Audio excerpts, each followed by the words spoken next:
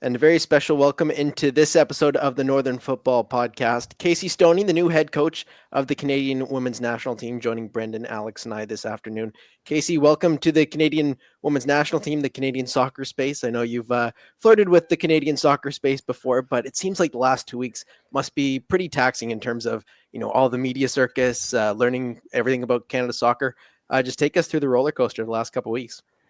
It's been really good so far. I think obviously getting to speak to the players, understanding more about the culture of the environment and the people. And yeah, last week was a whirlwind when it comes to the media, but it was fantastic and positive, and we were able to share the message of what we're trying to build. Casey, he won't do it himself, so I'll pat him on the back for him. But Alex Gonge-Ruzic was the first person that I heard shout your name as a potential candidate. And the thing that stood out for me, in addition to obviously you having all of the qualifications that would be exciting for the job, and this was months ago, by the way, was it always stood out to me how you spoke of Kaylin Sheridan with San Diego.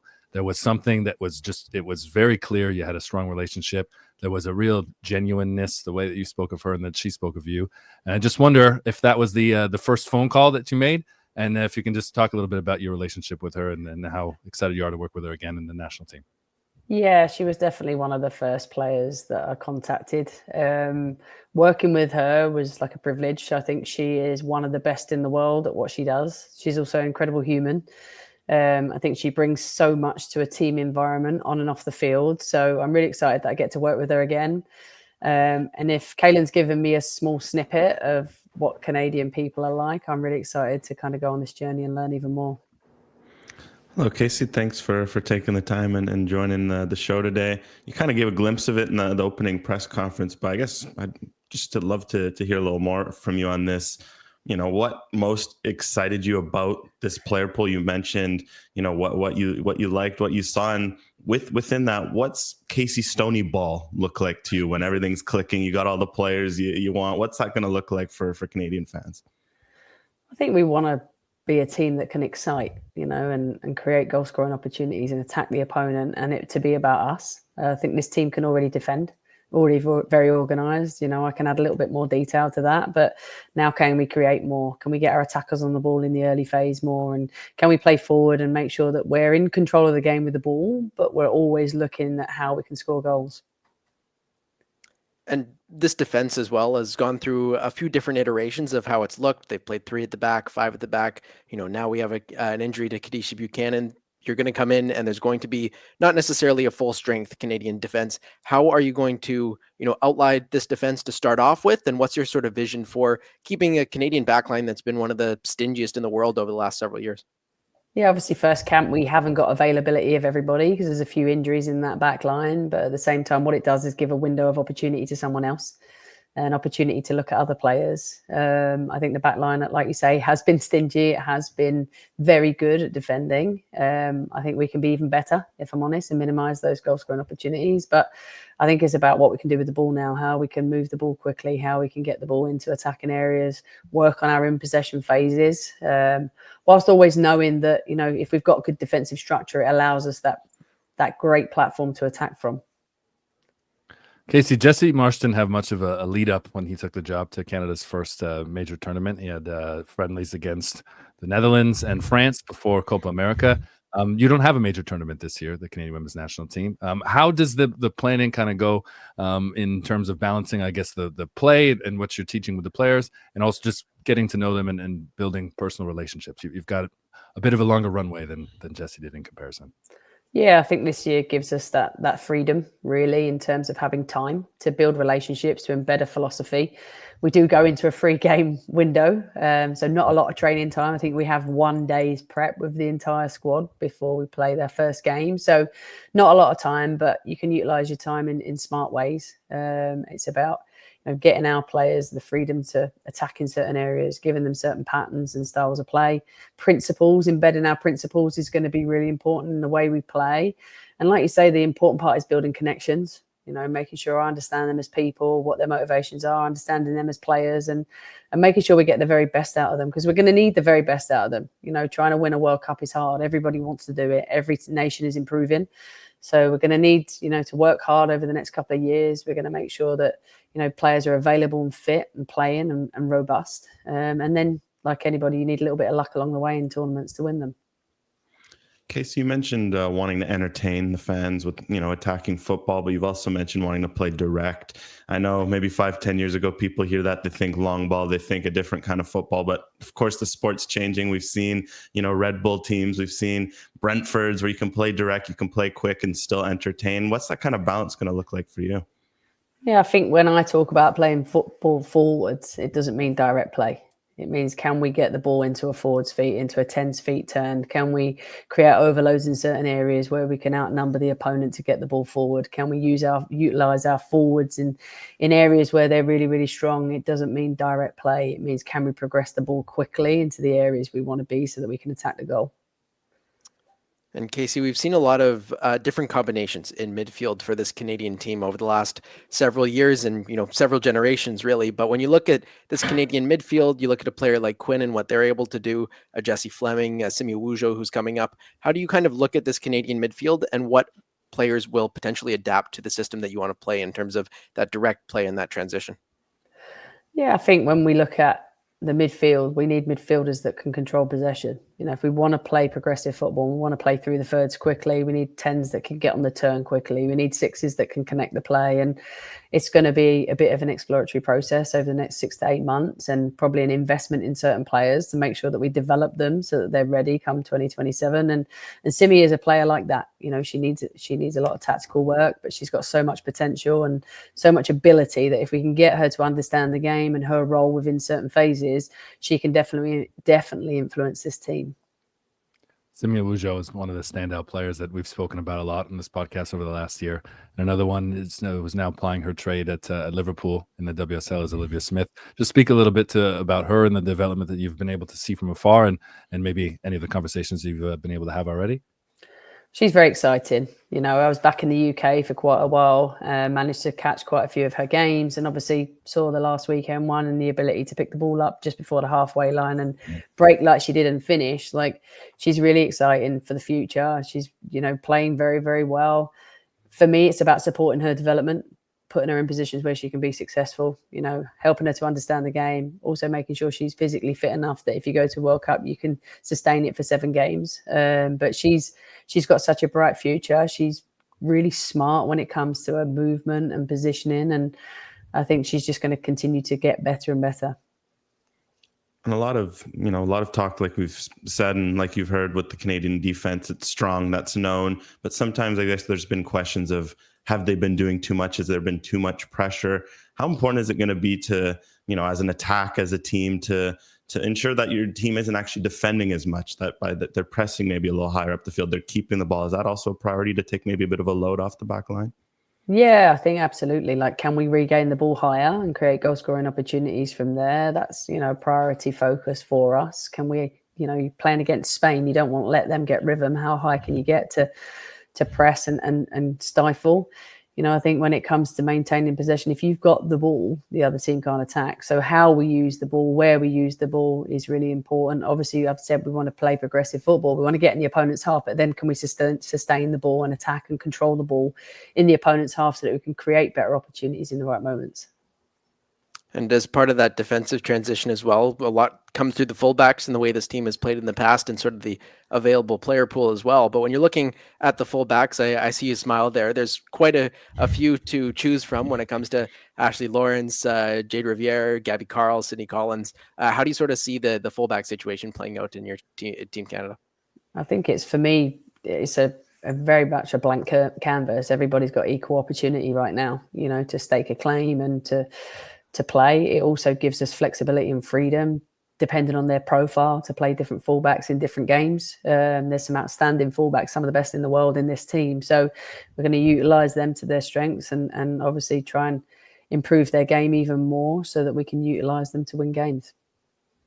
I know you may not want to give away your hand a little too early here ahead of the 3 fixtures you got coming up, but where do you see Marie-Yasmin Aladou as the best fit in Stoney ball? I think she's a 10. I think she's got the ability to get on the turn and make something happen and change tempo between the lines. So I think seeing her in a role like that, I think would be key for us. I think she's come a long way in a short space of time and seems to have really blossomed recently. And the more, she'll play, the better she'll get, especially in international football. So I think she's excited. I'm really excited to get to work with her and see what she can really achieve. It's been a bit of a golden moment for some young Canadian talent moving to Europe. We've mentioned Olivia Smith and Simia Wujo. There's also Geneva Hernandez-Gray just moved straight to Sporting. Maybe Jade Rose might follow in their footsteps and head to Europe. What are your challenges to some of these players? Is that something you want to see these Canadian players testing themselves? I think I'll always say to players, you've got to go where your development's going to be best. If that's staying in the NWSL, if it's playing in the NSL, if it's moving to Europe where you're going to be tested.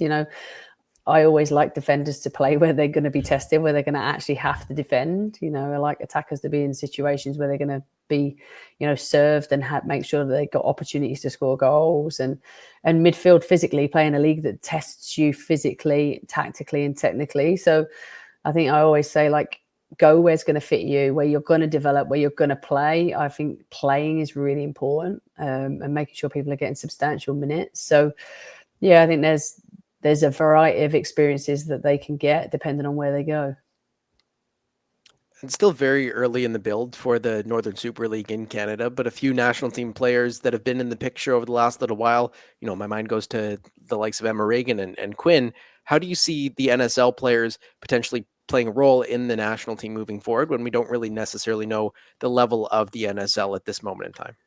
I think you can only judge by the player by their performance, their individual performances within every game. And that's the way I will do it, no matter what league they're playing in. So I think the NSL has great potential. I saw what the WSL did in 2011 when it started in England and what it is now. It's evolved massively.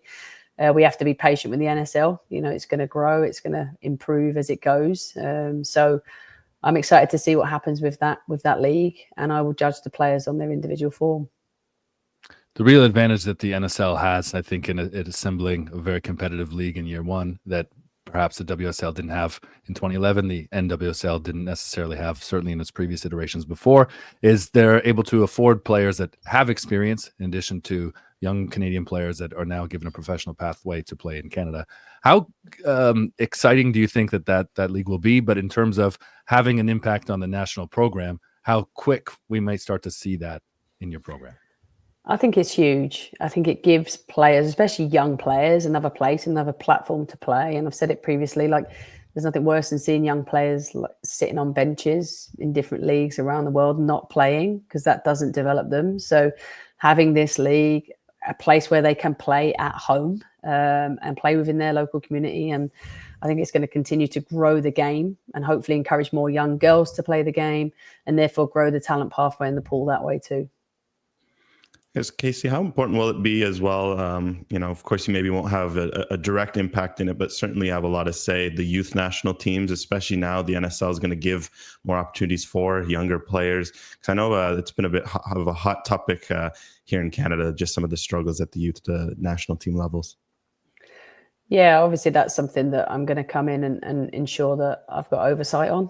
I think the youth pathways are so important. I think the experiences you have at 17, 19, 20s, whatever that looks like in terms of World Cups and qualification tournaments is huge for your development. So I think bringing those players into the environment at the right times in senior level is going to be important, making sure that players see that there is a pathway into the senior national team, making sure that, I have close connections to the coaches in terms of the way that the players are being developed across the national teams and also their clubs.